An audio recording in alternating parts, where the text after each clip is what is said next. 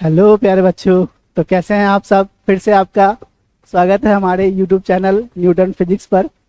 तो आज हम लोग डिस्कस करेंगे इंटरफेस के बारे में। जैसा कि मैंने आपको पिछले लेक्चर में पढ़ा के रखा था कि सेल साइकिल क्या होता है, कोई सेल साइकिल कितने फेजेस में होते हैं, ये सारी बातें हम लोगों ने करके रखी है। तो आज जो हम लोग को पढ़ना है वो किसके बारे में पढ़ना है बच्चे लोगों, हमें अपना इंटरफेस के बारे में पढ़ना है। देखना है कि इंटरफेजेस के सब फेजेस के बारे में, कौन चीज़ कहाँ पे होता है, कौन कैसे डिवाइड होगा, या फिर इस कहाँ पे किस चीज़ का नंबर इंक्रीज करेगा। तो आइए सबसे पहले आप जो देख पा रहे हैं हमारे बोर्ड पे, तो वो है आपके पास सेल साइकिल। मैंने आपको पिछले क्लास में ही बता के रखा है कि सेल साइकिल दो फेजेस में होता है। एक का नाम था इंटरफेज और दूसरे का नाम था एम फेज। इंटरफेज एक्चुअल में प्रिपरेशन फेज था और एम फेज में एक्चुअल में सेल डिवाइड कर रहा होता है। एक्चुअल में सेल वहां पे टूट करके एक से ज्यादा सेल का फॉर्मेशन कर रहे होते हैं। क्लियर है क्या? अगर इतनी सी बातें क्लियर है तो आज हम लोग और डिटेल में जानेंगे इंटरफेज को और अच्छे से समझेंगे इस फेज में कि क्या क्या इन फेज में हमें देखने को मिल सकता है। क्लियर है? तो चलिए आइए हम लोग स्टार्ट करते हैं अपने इंटरफेज में, जो कि आपको पिछली बार भी हमने एक डायग्राम दिखाया था आपको। फिर से आज एक बार सामने आपके पास यही डायग्राम है, तो देखिए आप। तो सबसे पहले आप ये जानिए कि ये क्या है, हमारे पास सेल साइकिल है।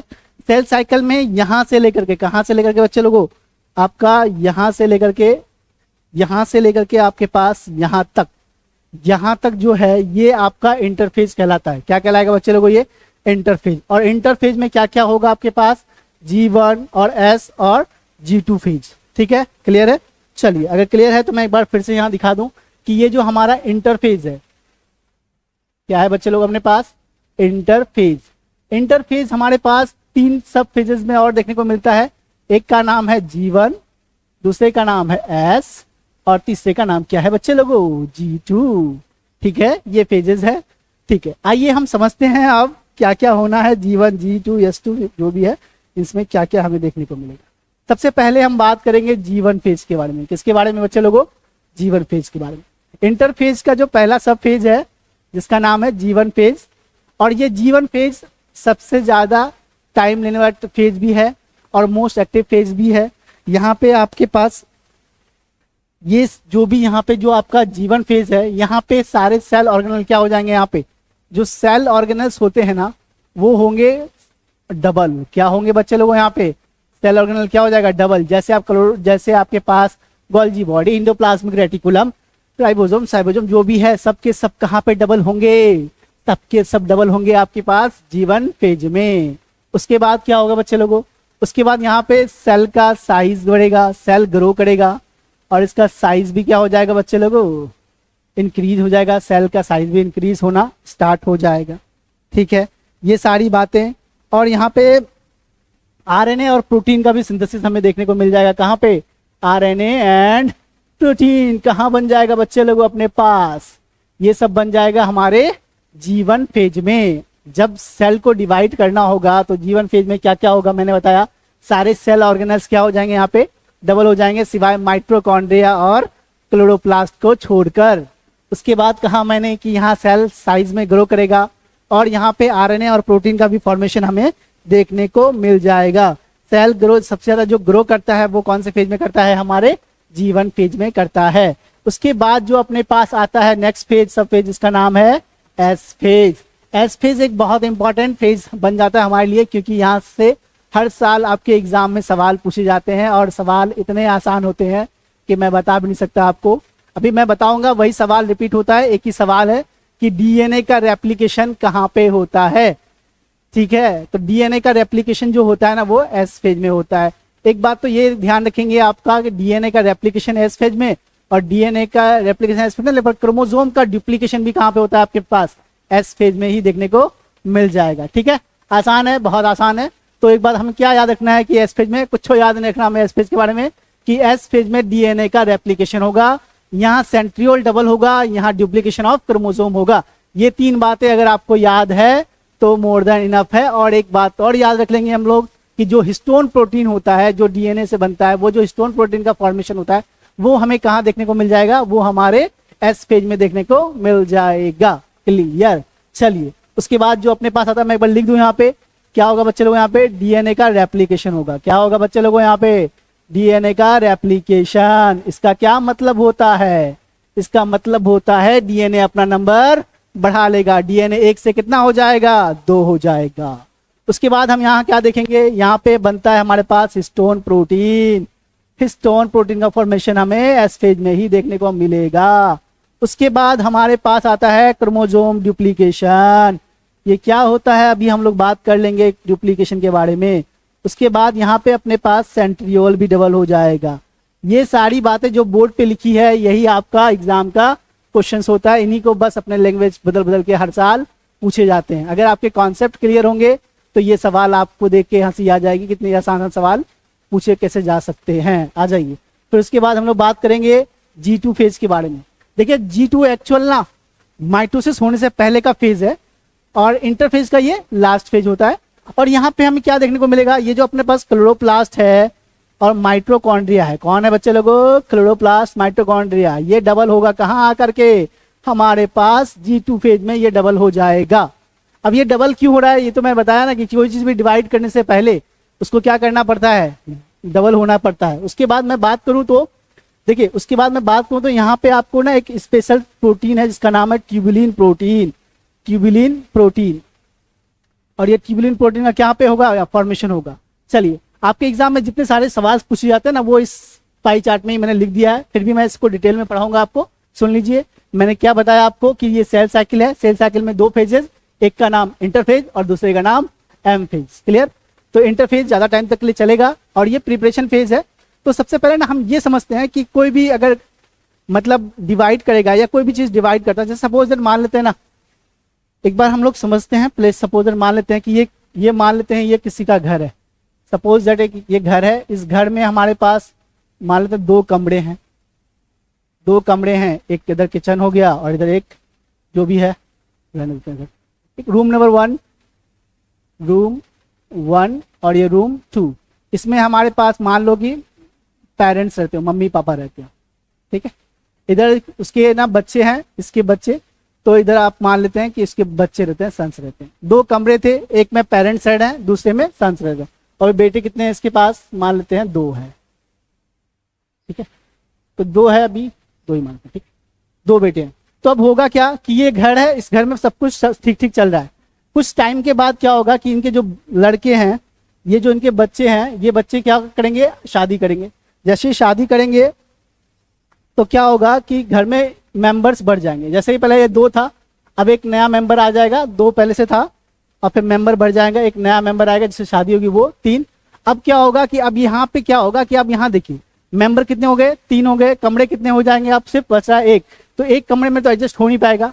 फिर कुछ दिन बाद क्या होगा, जैसे मान लेते हैं इसने शादी कर ली, तो इनकी शादी हुई, तो ये मान लेते हैं ये कोई चंगू है, उन्हें शादी कर लिया मंगू से, तो दुल्हने बड़ी हो गई, कोई बात नहीं, चलिए मान लेते हैं। उसके बाद कुछ दिन बाद उनमें से एक क्या बन जाएगा बच्चा, ऑफस्प्रिंग बनेगा, एक पैदा होगा एक ऑफस्प्रिंग। पहले इस घर में मेंबर कितने थे, ये इसमें 2 है तो 2 इस रूम में रह ही रहे हैं। पहले से इस कमरे में 2 थे, फिर शादी हुआ तो 3 हुआ, फिर एक नया बच्चे आ गया, तो क्या हो गया बच्चे लोग, अब 4 हो गया। तो अब क्या होगा ना, इस घर में रहने के लिए क्या हो जाएगा, दिक्कत हो जाएगा। वैसे ही हमारा एक सेल है, जब उसका साइज बढ़ जाता है, मतलब उसके मेंबर्स साइज बढ़ जाता है, तो उसको क्या हो जाता है कि भाई दिक्कत होने लगता है। अब उसको क्या करना पड़ेगा, डिवाइड। जिस तरह से हमारे आसपास भी देखते हैं हम लोग कि जब मेंबर्स बढ़ जाते हैं शादी वादी के बाद, तो फिर उससे एक घर से क्या होता है, फिर उसमें एक घर से 2 घर बनने लगता है। फिर उस घर में फिर से एक तो घर ये है पहले, एक फिर नया घर बनने लगेगा। फिर अब ये जो शादीशुदा कपल्स है वो एक नए घर में शिफ्ट होने की तैयारी करेंगे। तो उसी तरह से जब आप इसको नया घर में शिफ्ट होना है तो ये क्या क्या करेगा, अगर हम एक नॉर्मल लाइफ से देखें तो सबसे पहले ये हर चीज को डबल करेगा। जैसे पहले उसके पास एक कुकर था इस घर में, तो अब ये कुकर को क्या करेगा, 2, तब ना घर डिवाइड होगा, 2 जगह 2 कुकर जाएगा। उसके बाद फिर वो उसके बाद जितना सारा से बेड सेट वेट से जितना है सबको उसको पहले डबल करना होगा, फिर जाके उसको ना अपना घर को तोड़ना होता है। उसी तरह से हमारा एक सेल है, अगर उसको डिवाइड करना है तो उसको सब चीज को पहले डबल करना होगा। जब डबल हो जाएगा तब क्या करेगा, वो डिवाइड होगा। अगर डबल नहीं हुआ तो वो सेल डिवाइड नहीं करेगा। ये बात भी आप ख्याल रखेंगे कि जब तक चीजें डबल नहीं हो जाती तब तक सेल डिवीजन में नहीं जाएगा, नहीं जाएगा, नहीं जाएगा। क्लियर है क्या? तो ये एक बेसिक सा हम चीजें समझने की कोशिश कर रहे थे कि जब हमारे रहने का जगह कम पड़ जाए या सेल ज्यादा मतलब फैमिली मेंबर ज्यादा ग्रो कर जाए तो उसका कंट्रोल खो देता है, फिर उसको डिवाइड करना पड़ता है। तो ये बात का हम लोग रखेंगे ख्याल। चलिए, तो इतनी सी बातें मैंने आपको जाना, तो अब हम लोग इस सबको लिखेंगे, पढ़ेंगे और देखेंगे। सबसे पहले तो मैंने आपको पिछले क्लास में भी ये बता के रखा था मैंने कि जो ह्यूमन सेल है, जो ह्यूमन का सेल है वो क्या करेगा बच्चे लोगों, ह्यूमन सेल डिवाइड करेगा कितने घंटे में, 24 आवर्स में, नियर अबाउट 24 आवर्स, लगभग में बात कर रहा था मैं। और ईस्ट सेल, ये जो हमारा ईस्ट सेल है ना, ये जो हमारा ईस्ट सेल है वो 90 मिनट्स में डबल हो जाएगा। अगर आपके एग्जाम में अगर लिख दे 1 घंटा 30 मिनट तो 1 आवर 30 मिनट, तो घबराना बिल्कुल भी नहीं है। चलिए, तो ये बेसिक बातें हमने कर ली है। अब आगे हम लोग देखेंगे कि सेल साइकिल को एकदम लिख के पढ़ के समझेंगे हम लोग। चलिए, सबसे पहले हम लोग हेडिंग लगाते हैं इंटरफेज के बारे में। क्या है बच्चे लोगों, इंटरफेज। कौन सा फेज अपने पास, इंटरफेज। इंटरफेज क्या मैं इसे प्रिपरेशन फेज बोल सकता हूँ, बोल ही सकता हूँ, क्योंकि यहाँ पे सेल क्या करेगा बच्चे लोगों, प्रिपेयर करेगा खुद को डिवीजन के लिए, खुद सारी तैयारियां यहाँ पे हो जाएगी डिवीजन करने के लिए। क्लियर। उसके बाद क्या करेगा, चलिए एक एक करके सारे पॉइंट्स को लिख लेते हैं हम लोग कि इंटरफेज में होना क्या है।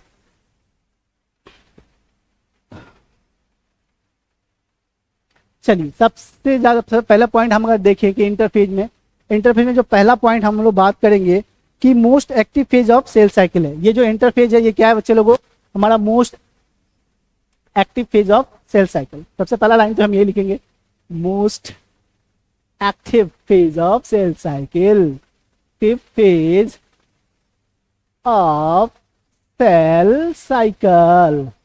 चलिए, दूसरा अगर मान लेते हैं कि सेल कितना परसेंट टाइम कंज्यूम रहता है, 95% of the total duration of cell cycle, duration of cell cycle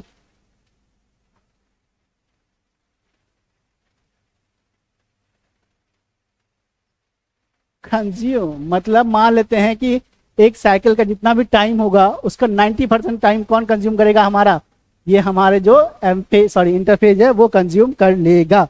ठीक है, तो यहाँ पे सेल ग्रो करेगा किसमें बच्चे लोगों, cell grow in size and prepare to next division. और ये क्या करेगा बच्चे लोगों, तैयारी करेगा डिवीजन का। क्या ये इतनी सी बात क्लियर है आप लोग का? अगर क्लियर है तो आइए अब हम फिर से एक बार समझते हैं कि इंटरफेजेस में सब फेजेस क्या क्या हमें देखने को मिल जाएगा। क्लियर है बच्चे लोगों? अगर मैं कहूं ये हमारे पास क्या है, इंटरफेज है। अगर इंटरफेज है तो इसमें सब फेजेस क्या क्या होंगे, इसमें सब फेजेस होंगे हमारे पास। सबसे पहला क्या होता है बच्चे लोग अपने पास, G1 फेज। कौन सा फेज, G1 फेज। उसके बाद हमें देखने को मिलेगा S फेज, फिर हमें देखने को मिलेगा G2 फेज।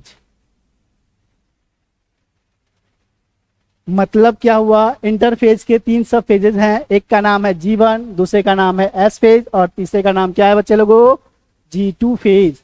अब एक एक करके हम लोग फिर देखेंगे कि G1 में क्या होगा और G2 में क्या होगा और एक्चुअल में क्या क्या पॉइंट्स यहाँ पे लिखे जा सकते हैं और कौन से पॉइंट्स आपके लिए इंपॉर्टेंट है।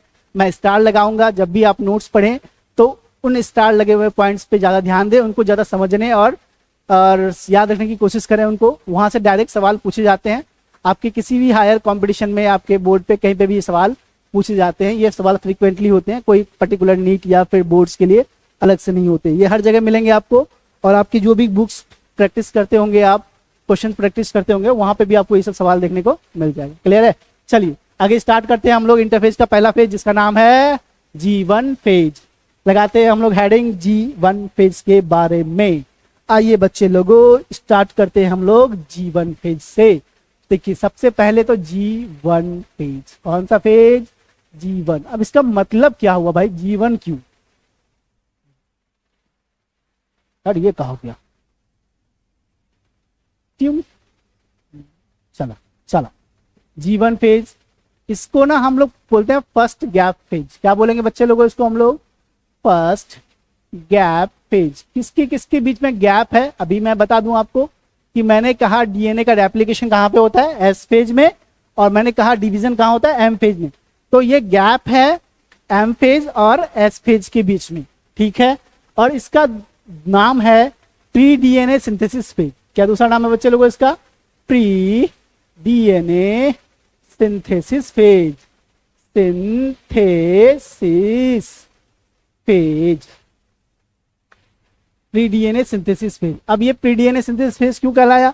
क्योंकि ये एस फेज में क्या होता है बच्चे लोग? डीएनए सिंथेसिस होता है, डीएनए का रेप्लिकेशन होता है, और डीएनए रेप्लिकेशन से पहले जो फेज आता है उसका नाम है G1 फेज, इसीलिए इसको हम लोग प्री डीएनए सिंथेसिस फेज के नाम से भी जानते हैं। क्लियर है क्या बच्चे लोगों? अगर क्लियर है तो आगे बढ़ते हैं हम लोग। अब देखेंगे इसमें कौन कौन से पॉइंट्स आपके लिए इंपॉर्टेंट है या पढ़ने हैं, आपको ध्यान रखने हैं। सबसे पहले तो मैंने नाम बता दिया आपको। पहला पॉइंट जो आपको ध्यान रखेंगे, देखिए सबसे पहला फर्स्ट पॉइंट है कि G1 फेज इंटरफेज का क्या होता है बच्चे लोगों? पहला फेज है, और ये क्या होता है बच्चे लोगों? G1 फेज ये गैप बिटवीन, क्या बच्चे लोगों? Gap between M phase, sorry M को मैंने कैपिटल स्मॉल लिख दिया, तो उसको मैं एक बार यहां से टी कर देता हूं, उसको मैं टी, चलिए अगर हम टी कर दिया तो अब हम लिख देते हैं यहाँ पे ये एम फेज है, ये gap between M phase and initiation, मतलब इनिशिएशन ऑफ डीएनए रेप्लिकेशन। क्या बच्चे लोगों? ये डीएनए रेप्लिकेशन क्या होता है? डीएनए रेप्लिकेशन बस कुछ टाइम बाद ही आप जान जाएंगे। सुनिए क्या है ये गैप है किसके किसके बीच में? M phase and initiation of DNA. अब इनिशिएशन ऑफ डीएनए अगर मैं देखूं कि कहां पे होता है इनिशिएशन ऑफ डीएनए, तो इनिशिएशन ऑफ डीएनए हमें जो देखने को मिलता है वो मिलता है हमें एस फेज में। कहां देखने को मिलता है बच्चे लोगों? एस फेज में। और एम फेज में तो ये देख ही रहे हैं आप कि एम फेज हो गया ये, और एम फेज और एस फेज के बीच में कौन सा फेज आता है हमारे पास? तो वो है हमारे पास बच्चे लोगों G1 फेज। इसी की बात मैंने वहां पे किया। किसमें किया? आपको इस लाइन का मतलब क्या हुआ कि gap between M phase and DNA replication, और ये किसका गैप होता है? एम और एस के बीच का गैप का नाम क्या है बच्चे लोगों?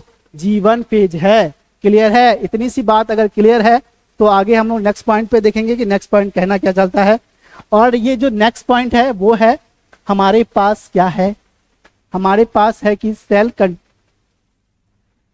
एक मिनट मैं पानी पी लेता हूं, फिर आगे डिस्कस करेंगे हम लोग क्या क्या है इसमें।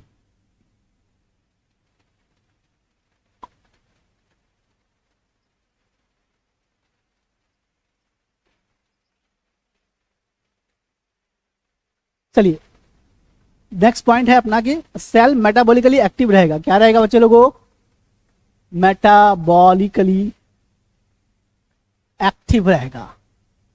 और क्या करेगा बच्चे लोगों? And continuously grow.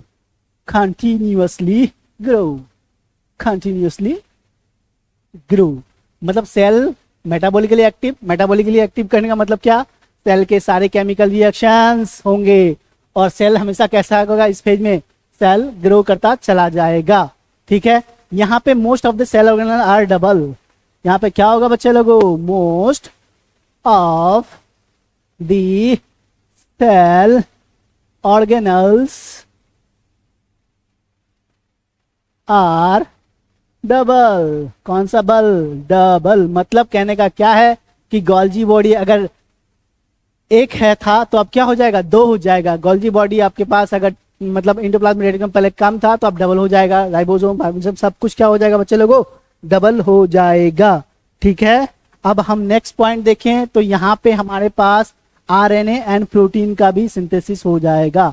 RNA and protein synthesis देखने को मिल जाएगा। यहाँ पे प्रोटीन सिंथेसिस देखने को मिल जाएगा। क्लियर है बच्चे लोगों? चलो अगर क्लियर है तो क्लियर है। नेक्स्ट पॉइंट जो हम लोग बात करेंगे, cell maximum grow in G1। क्या होगा बच्चे लोगों? Cell maximum grow in G1 phase. कौन सा फेज? G1 phase. क्लियर है? अब आपको यहाँ याद क्या रखना है? एक तो ये बात याद रखनी है आपको, दूसरा ये इंपॉर्टेंट बन जाता है आपके लिए कि ये वाली ब्लाइंड याद रखेंगे कि आरएनए एंड प्रोटीन का सिंथेसिस कहाँ होगा? ये आरएनए एंड प्रोटीन का सिंथेसिस हमारे कहाँ पे देखने को मिलेगा? G1 फेज में देखने को मिल जाएगा। क्लियर है क्या? अगर इतनी सी बात क्लियर है तो आगे हम लोग ये देखेंगे, क्या देखेंगे? कुछ तो देखेंगे, करेंगे। चलिए उसके बाद हम लोग बात करेंगे हमारे नेक्स्ट फेज जिसका नाम है एस फेज। कौन सा फेज बच्चे लोगों? S phase. चलिए ये तो अब मैंने G1 फेज के बारे में बात कर लिया, तो ज्यादा कुछ नहीं, आप बस याद रखेंगे सेल सबसे ज्यादा ग्रो कौन सा फेज में करेगा, वो हमारा ग्रो G1 फेज में। आरएनए प्रोटीन कहाँ बनता है? तो G1 फेज में। सेल के सारे ऑर्गेनल्स, ज्यादातर ऑर्गेनल्स कहाँ पे डबल होंगे? तो वो भी हमारे G1 फेज में ही डबल होते हुए हमें दिखाई देते जाएंगे। क्लियर है? चलिए अगर क्लियर है तो हम लोग पहुंचते हैं अपना एस फेज में और देखते हैं कि एस फेज क्या कहता है हमसे और हम इसके बारे में क्या क्या जान सकते हैं। जो अपना नेक्स्ट फेज है, रे काहे हिलडोल कर रहा है, नाम है अपने पास एस फेज। कौन सा फेज? S phase. ठीक है, एस फेज का दूसरा नाम होता है बच्चे लोगों सिंथेसिस फेज। तो कुछ ना कुछ तो यहाँ पे सिंथेसिस होगा ही, सिंथेसिस फेज। सिंथेसिस का मतलब होता है बनना। क्या बनना बच्चे लोगों? इस चीज का बनना क्या कहलाता है? Synthesis phase. चलिए बहुत इंपॉर्टेंट सा फेज है, यहाँ से हर साल आपके एग्जाम में सवाल पूछे जाते हैं। वो भी सवाल आपके पास कैसे होते हैं? वो भी सवाल ऐसे होंगे जो आप इजीली आप इसको सॉल्व कर सकते हैं। तो आइए देखते हैं क्या क्या सवाल आ सकता है। सबसे पहले तो आप ये जानिए कि एस फेज कब आएगा आपके सामने? जब आपका G1 फेज खत्म हो जाएगा तो कौन सा फेज स्टार्ट होगा? हमारे पास उस समय स्टार्ट हो जाएगा एस फेज। क्लियर है? चलिए अगर क्लियर है तो बढ़ते हैं आगे।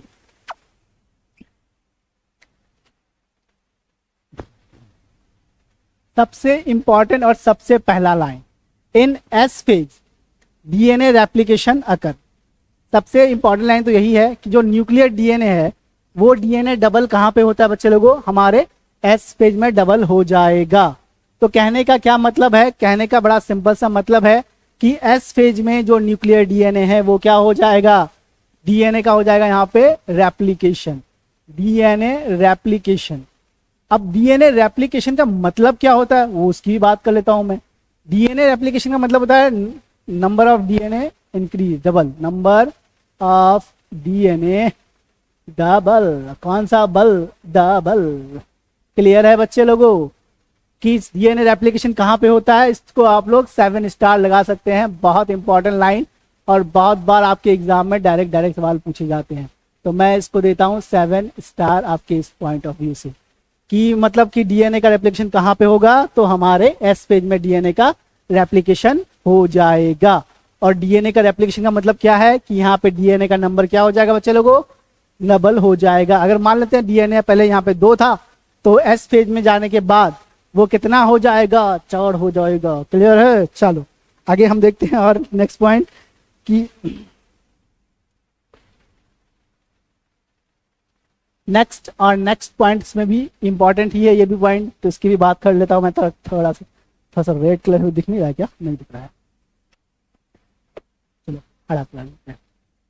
ये भी इंपॉर्टेंट लाइन है, ज्यादा स्टार तो नहीं दे रहा मैं, 3 स्टार दे रहा हूं मैं। पर बात क्या है वो सुन लीजिए। यहाँ जो अपने पास जो हिस्टोन प्रोटीन है ना वो भी यहीं पे सिंथेसाइज होता है।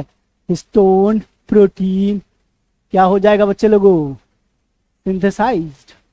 अगर सवाल पूछेगा कि हिस्टोन प्रोटीन कहाँ पे बनेगा सेल साइकिल के किस फेज में, कौन सा जगह है, तो वो है हमारा एस फेज, जहाँ पे क्या बनेगा? सी, मतलब हिस्टोन प्रोटीन हमारा सिंथेसाइज हो जाएगा।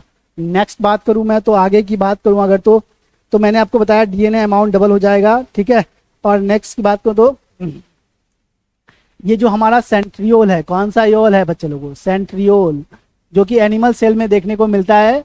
सेंट्रियोल आर डबल, यहाँ पे भी क्या हो जाएगा बच्चे लोगों? सेंट्रियोल भी डबल हो जाएगा हमारे कौन से फेज में? एस फेज में। क्लियर है क्या? तो मैंने क्या कहा आपका, यहाँ पे हमें सबसे फिर से नेक्स्ट इंपॉर्टेंट लाइन इस पे हम डिस्कस करेंगे वो है क्रोमोसोम ड्यूप्लीकेशन देखने को मिलेगा। Chromosome duplication, chromosome duplication, chromosome duplication. देखिए क्रोमोसोम ड्यूप्लीकेशन हमें कहाँ दिखाई देगा बच्चे लोगों? हमारे एस फेज में हमें क्रोमोसोम ड्यूप्लीकेशन भी दिखाई दे जाएगा। तो चलिए, तो ये सारा पॉइंट इंपॉर्टेंट पॉइंट है। चारों पॉइंट जो आपके बोर्ड पे लिखे हैं ये सारे पॉइंट आपके एग्जाम का डायरेक्ट सवाल है जो आपके किसी भी एग्जाम में आपसे पूछे जा सकते हैं। क्लियर है बच्चे लोगों? अगर इतनी सी बात क्लियर है तो यहाँ पे हम 2 चीजें सीखेंगे, एक तो डीएनए रेप्लिकेशन और दूसरा डीएनए रेप्लिकेशन के बाद क्रोमोसोमल डुप्लीकेशन। चलिए समझते हैं डीएनए रेप्लिकेशन क्या होता है, फिर क्रोमोसोम डुप्लीकेशन क्या होता है। हटा दे क्या इसको?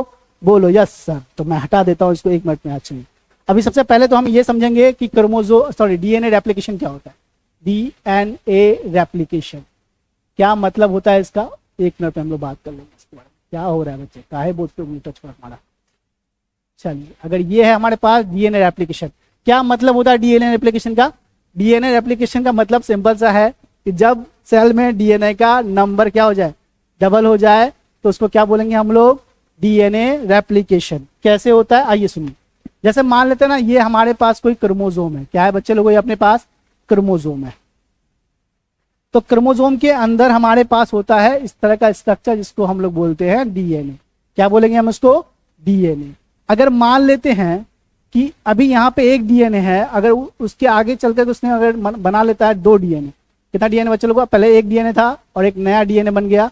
अगर जैसे यहाँ पे एक डीएनए, यहाँ पे 2 डीएनए दिख रहा है, तो इसको क्या बोलेंगे हम लोग, डीएनए रेप्लिकेशन बोलेंगे। क्लियर है क्या। तो डीएनए रेप्लिकेशन मतलब क्या होता है कि नंबर ऑफ क्रोमोसोम डबल। अब इससे ज्यादा इंपॉर्टेंट ये है कि जो एनसीईआरटी कहना चाह रही है कि अगर मान लेते हैं, चलिए एनसीईआरटी की लाइन को हम समझते हैं, फिर डुप्लीकेशन भी मैं बता दूंगा आपको। देखिए, हमारी एनसीईआरटी कह रही है कि यहाँ पे अगर मान लो कि हमारे पास 2C डीएनए है। कितना है बच्चे लोगों, 2C डीएनए है। अगर हमारे पास डीएनए का अमाउंट 2C है तो एस फेज में जाते ही वो क्या हो जाएगा, 4C। ये कौन चीज होगा अपने पास, डीएनए। क्यों हो जाएगा बच्चे लोगों, क्योंकि यहाँ पे क्या हो जाता है बच्चे लोगों, डीएनए का रेप्लिकेशन हो जाता है, डीएनए का नंबर यहाँ पे इंक्रीज कर जाएगा। वहीं पे दूसरा टर्म वो यूज कर रहा है, अगर क्रोमोसोम अपने पास 2n है। क्या है बच्चे लोग, अपने पास क्रोमोसोम 2n है, तो एस फेज के बाद भी अपने पास क्या रहेगा, क्रोमोसोम 2n ही रहेगा। क्रोमोसोम 2n ही रहेगा। क्यों और कैसे, इसकी बात मैं कर लूं। देखिए, यहां एक बात हम लोग ख्याल रखेंगे कि एस फेज में डीएनए का तो नंबर डबल हो जाता है, पर क्रोमोसोम का नंबर डबल नहीं होगा, नहीं होगा, नहीं होगा। अगर क्रोमोसोम का नंबर डबल नहीं हो रहा है तो क्रोमोसोमल डुप्लीकेशन का मतलब क्या हुआ, what is the meaning of chromosomal duplication. क्या होता है क्रोमोसोमल डुप्लीकेशन और क्या होता है आपके पास डीएनए डुप्लीकेशन। देखिए, डीएनए डुप्लीकेशन में क्या होगा कि क्रोमोसोम का डीएनए रेप्लिकेशन में डीएनए का नंबर बढ़ जाएगा और क्रोमोसोमल डुप्लीकेशन में क्रोमेटिड का नंबर बढ़ेगा। किसका नंबर बढ़ेगा बच्चे लोगों, क्रोमेटिड का नंबर बढ़ेगा। क्रोमोसोम का नंबर बिल्कुल भी नहीं बढ़ेगा, नहीं बढ़ेगा, नहीं बढ़ेगा। अगर आपको थोड़ा भी क्रोमोसोम में अगर दिक्कत है तो अब हमारे पिछले चैप्टर के प्लेलिस्ट में जाएं और वहां पे क्रोमोसोम सर्च करके आप उस लेक्चर को देख के क्रोमोसोम के सारी बातों को आप सीख सकते हैं। आइए थोड़ा सा और आगे बढ़ते हैं हम लोग और देखते हैं अपना ये जो डुप्लीकेशन के मैं बात कर रहा था, वो डुप्लीकेशन का मतलब क्या है। चलिए, मैं आपको क्रोमोसोम डुप्लीकेशन सिखा रहा हूँ, सीखिएगा साहब। क्रोमोसोमल डुप्लीकेशन कैसे लिखेंगे आप, क्रोमोसोमल डुप्लीकेशन क्या है बच्चे लोगों, ये अपने पास टॉपिक का नाम है क्रोमोसोम डुप्लीकेशन। Chromosome duplication. तो क्रोमोसोम डुप्लीकेशन को समझने के लिए पहले सबसे पहले हमें क्या समझना पड़ेगा बच्चे लोगों, क्रोमोसोम को समझना पड़ेगा कि व्हाट इज क्रोमोसोम, दिखता कैसा है, होता कैसा है। मान लेते ये अपने पास एक क्रोमोसोम है, कुछ इस तरह का अपने पास क्या है बच्चे लोगों, ये क्रोमोसोम है। तो इस क्रोमोसोम को हम लोग क्या बोलेंगे, यहां से यहां तक जो देख रहे हैं ना, ये है आपका क्रोमैटिड। क्या है बच्चे लोगों, ये क्रोमैटिड। जैसा कि आप जानते हैं कि दो यहां पे जो मौजूद है उसको हम लोग बोलते हैं सेंट्रोमियर। क्या बोलेंगे बच्चे लोगों, इसको हम लोग सेंट्रोमियर बोल देंगे, ठीक है। अगर इसको देखें तो यह है अपने पास अपर आर्म और इसको हम लोग बोलते हैं लोअर आर्म। एक अपर आर्म और एक लोअर आर्म मिलकर क्या बना देगा आपके पास, लोअर आर्म। एक अपने पास अपर आर्म, दूसरा लोअर आर्म, और दोनों मिलकर क्या बना देगा बच्चे लोगों, क्रोमैटिड बना देगा। देखिए ये कितना क्रोमोसोम है अपने पास, ये भी अपने पास ना एक ही क्रोमोसोम है। कितना क्रोमोसोम है बच्चे लोगों, एक ही क्रोमोसोम। कैसे डिसाइड करेंगे कि ये कितना क्रोमोसोम है, जिसमें भी जितना सेंट्रोमियर उतना ही क्रोमोसोम का नंबर। अगर सेंट्रोमियर हमारे पास एक है तो क्रोमोसोम भी कितना है अपने पास, एक ही है।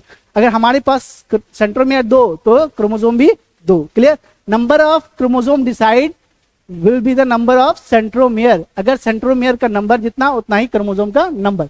तो डुप्लीकेशन का क्या मतलब है, आइए समझते हैं हम लोग कि क्रोमोसोम डुप्लीकेशन क्या करना चाहता है। मान लेते हैं ना, एक आपका पुराने वाला क्या है ये बच्चे लोगों, ये अपने पास पुराने वाला ही क्रोमोसोम है, जो वहां पे बना हुआ था वही क्रोमोसोम है। क्या है ये बच्चे लोगों? क्रोमोसोम है ये। पर जैसे ही ये एस फेज में जाएगा, तो एस फेज में जाते ही ना इसके पास ना एक क्रोमेटिड, एक एक्स्ट्रा क्रोमेटिड बन जाएगा कुछ इस तरह से। ठीक है, अब देखिए, अब यहां पे मैंने आपसे बात की है कि मान लिया मैंने ये आपके पास क्या है बच्चे लोगों, इसके अंदर था हमारे पास डीएनए, और जैसे ही इधर आया तो क्या हो गया, ये भी अपने पास अंदर में है डीएनए डीएनए डीएनए। चलिए, इससे मैंने आपको रेप्लिकेशन और डुप्लीकेशन मैं दोनों समझा देता हूं आपको, क्या है ये रेप्लिकेशन और डुप्लीकेशन। देखिए, आप देखिए, इससे पहले देखिए, अगर एस फेज, ये मान लो ये G1 फेज मान लेते हैं इसको, क्या मान लेते हैं हम लोग बच्चे लोग इसको, G1 फेज में ऐसा कुछ हमें दिखाई दे रहा था, G1 फेज मान लिया इसको, मान लिया है बच्चे लोगों, कुछ कोई लेट माना गया है इसको। और जैसे ही ये एस फेज में पहुंचेगा तो क्या क्या चेंजेस आएगा, अभी किस उसको देख लेते हैं हम लोग। ठीक है, सुनिए, एस फेज में आपके पास क्रोमोसोम एक ही है और इधर भी क्रोमोसोम एक ही है। क्यों? क्योंकि यहाँ पे भी क्या है अपने बच्चे लोगों, सेंट्रोमियर का नंबर एक ही है, यहाँ पे भी एक ही सेंट्रोमियर है, तो इसलिए क्रोमोसोम क्या है बच्चे लोगों, यहाँ पे भी अपने पास एक ही है।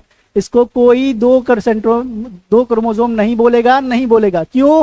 क्योंकि इधर भी एक ही सेंट्रोमियर है और उधर भी एक ही सेंट्रोमियर है। अगर सेंट्रोमियर एक है तो क्रोमोसोम भी कितना है बच्चे लोगों, एक ही है, एक से ज्यादा क्रोमोसोम नहीं हो सकता। चलिए, तो यहाँ डिफरेंस क्या है कि यहाँ पे अगर G1 में आपके पास एक ही क्रोमेटिड है, कितना क्रोमेटिड है बच्चे लोगों, एक। जैसे ही ये एस फेज में आएगा तो इसके पास कितने क्रोमेटिड हो जाएगा, एक क्रोमेटिड, तो ये हो गया, दूसरा क्रोमेटिड ये हो गया। यहाँ पे क्रोमेटिड का नंबर बढ़ा, क्रोमोसोम का नंबर नहीं बढ़ा, नहीं बढ़ा। अगर क्रोमोसोम का नंबर नहीं बढ़ा तो इसीलिए इसको हम लोग क्या बोलेंगे कि इसीलिए हम इसको बोलते हैं कि ये क्रोमोसोम क्या हो गया, डुप्लीकेशन, क्रोमोसोम का ये डुप्लीकेशन हो गया। क्लियर है क्या? तो इतनी सी बात था क्रोमोसोम डुप्लीकेशन। इसीलिए एनसीईआरटी हमें क्या कहना चाह रही है, देखिए यहाँ पे डीएनए का नंबर तो डबल हो गया, पर क्रोमोसोम का नंबर डबल हुआ क्या, डीएनए का नंबर डबल हुआ, इसलिए इसको हमने कहा रेप्लिकेशन। और क्रोमोसोम का नंबर डबल नहीं हुआ, क्रोमेटिड डबल हुआ, इसलिए हमने इसको क्या कहा, डुप्लीकेशन कहा है। क्लियर है क्या बच्चे लोगों?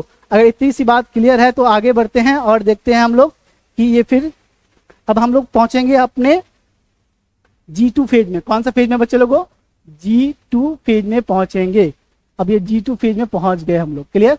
G2 फेज में अब देखो, G2 फेज में कुछ नहीं होना है ज्यादा कुछ, यहाँ पे माइटोकॉन्ड्रिया, क्या बच्चे लोगों, माइटोकॉन्ड्रिया एंड क्लोरोप्लास्ट का नंबर डबल हो जाएगा।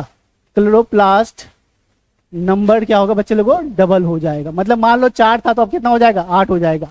उसके बाद दूसरा सबसे इंपॉर्टेंट आपके लिए जो कि इंपॉर्टेंट है, स्टार लगा लेंगे, यहाँ पे एक स्पेशल प्रोटीन जिसका नाम है ट्यूबुलिन, वो इसका फॉर्मेशन देखने को मिलेगा। ट्यूबुलिन सिंथेसिस हो जाएगा यहाँ पे, कहाँ पे बच्चे लोगों, ट्यूबुलिन का सिंथेसिस G2 फेज में हो जाएगा। क्लियर है? तो यहाँ पे आपका इंटरफेज होता है खत्म, यहाँ पे इंटरफेज का किस्सा कहानी खत्म। याद क्या क्या रखेंगे, मैंने स्टार लगा के रखा है, वो बात याद रखेंगे। डीएनए रेप्लिकेशन और डुप्लीकेशन को अच्छे से एक बार 2 बार रिवाइज करेंगे और कॉन्सेप्ट को क्या करेंगे बच्चे लोगों, क्लियर? चलिए, तो मिलेंगे हम लोग अगले लेक्चर में जब हम लोग स्टार्ट करेंगे एम फेज यानी माइटोसिस फेज के बारे में लेक्चर में। ठीक है?